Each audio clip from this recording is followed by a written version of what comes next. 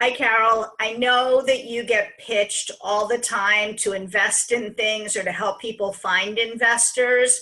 I always find that it's helpful to learn from what not to do, and people tend to remember that more than what to do. And I know that you have a great story to share about this. Oh, this is one of my favorite stories, and it happened, I think, within the last 12 months, is that somebody reached out to me through the website and had actually a fairly interesting product. And somebody on the team responded back and said, great, send your business plan and your pro forma financials and any other supporting materials. And, kind of went through, here's a list of, 10 or 12 questions that we would have for you. And the person wrote back and went, wow, that's a lot of stuff. I just rather would set up a phone call first. No way in hell. Shut down. Survey says not happening. If you are so freaking lazy that you can't put together your business plan and answer a question from somebody you're asking for like hundreds of thousands to millions of dollars for, not gonna happen. I think this is like a millennial Gen Z thing. So, not to completely rag on the younger generations, but like, get your shit together. If you're going to go out and ask somebody for capital, have your stuff ready, know your stuff inside and out.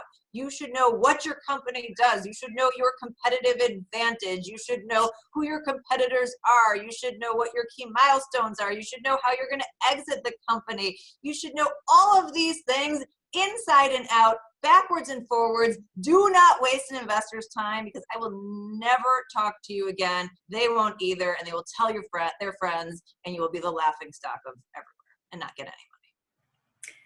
Yeah. It's kind of an IQ test, though, isn't it?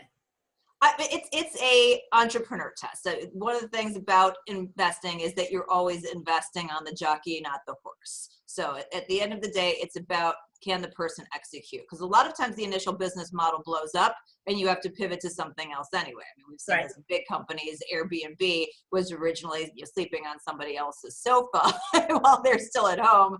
And now, it's basically revolutionized the hotel and lodging industry.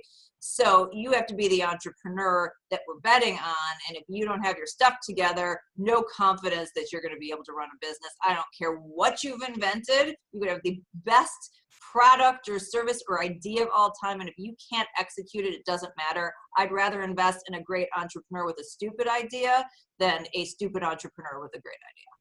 Well, I've always heard you say that ideas are worth nothing. It's all about execution. It is, and I always go back to Starbucks as a great example. You tell me when Starbucks started, you go back, whatever it is, 20 some odd years now.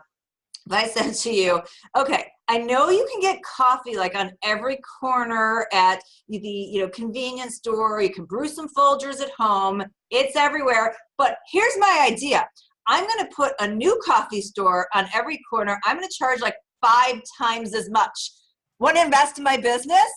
No, that's literally the dumbest business plan of all time. But the execution of it was masterful and obviously changed consumer behavior. Bottled water, same thing.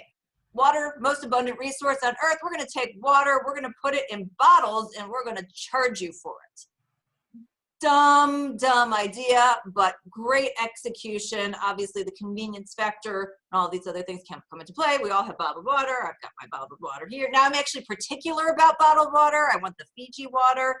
Not even an endorsement. I just like Fiji. And I'm actually picky about my bottled water. But stupid ideas. These are not good business plans, but great execution. And so if you are somebody who can execute well, you can have the dumbest idea in the world and you're going to be successful.